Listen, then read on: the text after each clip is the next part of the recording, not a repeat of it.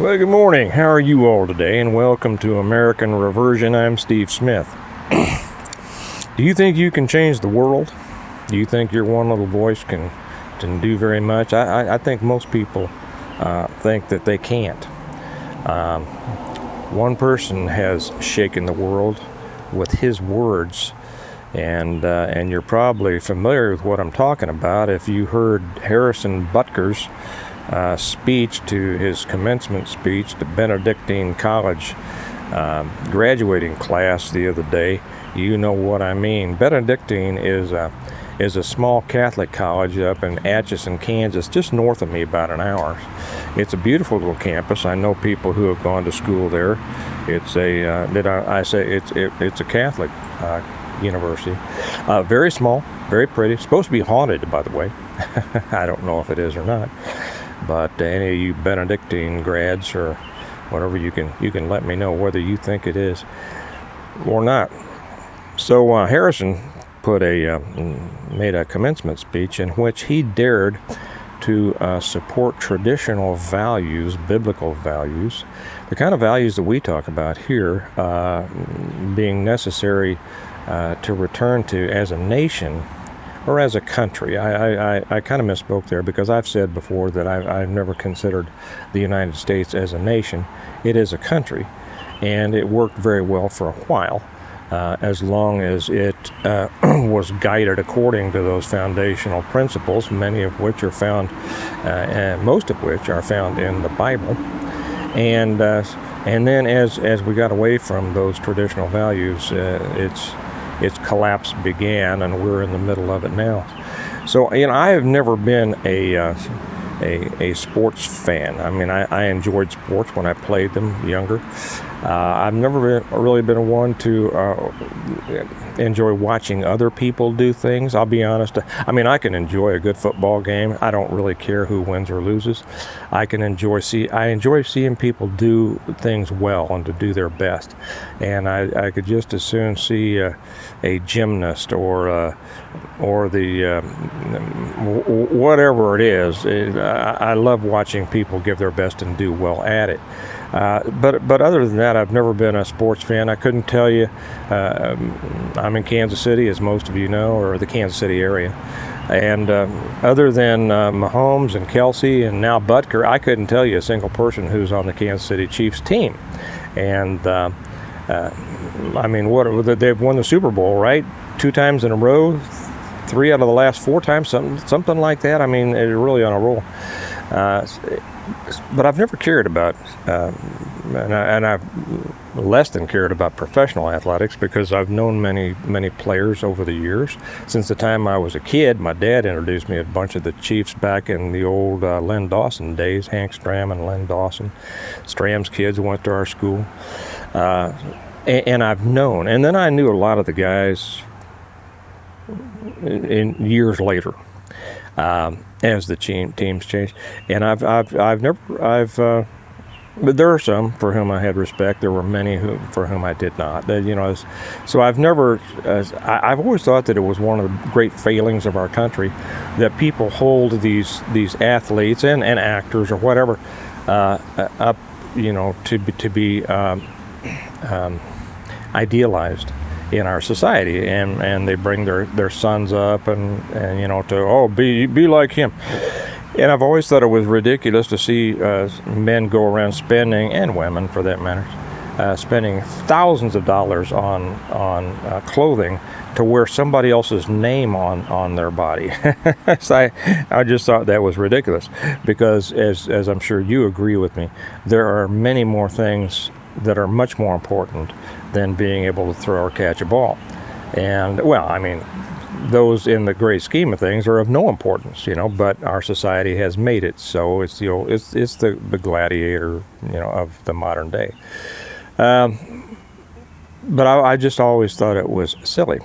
And it's too bad that most of them do not use their platform to be able to promote those more important values in the city. Well, you'll see some of them. They'll have a program for kids here and there and all that, and that's great. I mean, I think that's great. But then you have more people getting. We just had a couple of chiefs arrested for weed. I mean, good Lord, another chief was involved in that what was that wreck, and I don't know. They found drugs on him, and I don't know. Was that out in Las Vegas? I don't know. It was somewhere. To be honest, not unlike other teams, the Chiefs, while having had a bunch of people, as a member of their club, that were good guys, there's a bunch of thugs too. A bunch of people you wouldn't let in your garage, let alone your house. But when I saw Butker give his speech, and you have to admit that if there's any position or any player that probably you would think has the least amount of influence, right, it would be a kicker. I mean, that's the old joke, you go past a locker that smells good, and the old joke, well, it must be the kicker's locker, right? And so this guy, Butker, and about whom I knew nothing, and by the way, I think that Butt Kicker is a great name. I just saw that in one of the comments on the Integrative Preparedness channel. And so this guy, this kicker, making a speech at a tiny Catholic college in Kansas, in Atchison, Kansas. The only thing that they've been known for before that was where Amelia Earhart was from. Look what happened to her, right? So he makes this speech, and it shakes the world.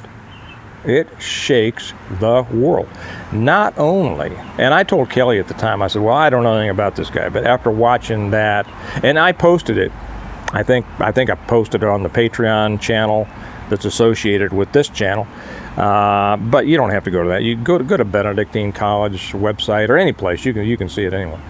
And I told Kelly, I've never bought a jersey with anybody's name on it. Never thought I ever would, but I'm buying one of his. Just I'm going to support what that man said, and I will wear it around just to start comments. The interesting thing was, and when you do things like this, you will run into people that say, hey, it's kind of like whenever I wear one of my Confederate T-shirts. You can't believe how many people come up and say, man, I love your shirt. I love your shirt. Well, it's a great way to kind of start a conversation, to give other people support, letting them know, hey, you're out here, like that too, and other people are out there. So I told Kelly, I'm going to buy this guy's. I doubt anybody buys his stuff. Well, the very next day, all of a sudden, we find out that his jersey has been sold out from the NFL. It is like the fastest selling jersey, I don't know if ever or not, I don't know, but right now it is. I think that only Travis Kelce's jersey is a higher seller on the Chiefs than Butt Kickers, and I imagine that Butt Kickers is going to eclipse Travis Kelce pretty quick. So when I go on to buy, right, the prices have just soared. But that's not the point. The point is, here's a guy who you would think never would have had the platform to have any kind of effect on the world. He's a kicker. Yeah, he might have won. He made some kicks that helped to win a game, right? Okay. But he's a kicker. And he's not one of these effusive, high-energy guys. And he was given a little speech at a little college in Kansas. And his words shook the world.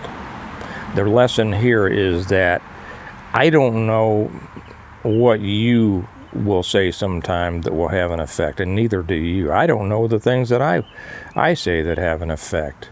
And it's surprising to me when people come up to me and say, I remember something that you said years ago, and it really had an effect.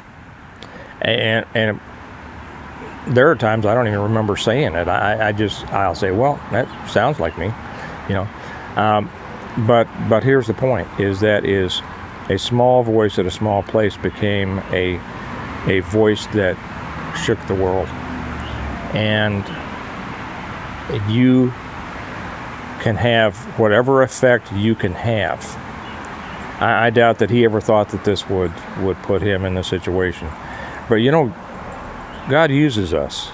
He uses each of us in different ways, and we may not ever have the effect that Butker had, but the effect that we can have in whatever position the good Lord puts us in is an important one, and it's important for you to do that. So, hold on to your traditional principles. Stand up for them.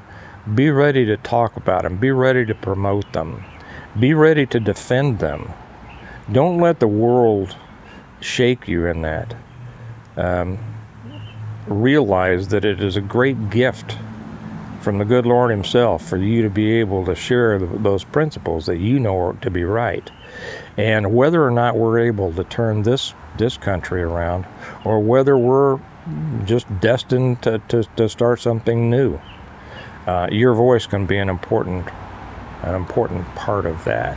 Whether worldwide or in your own little circle, your voice is important. So I'll let you go with that. You all have a good day. Never forget the importance of standing for what's right. And I'll talk to you later. Bye-bye.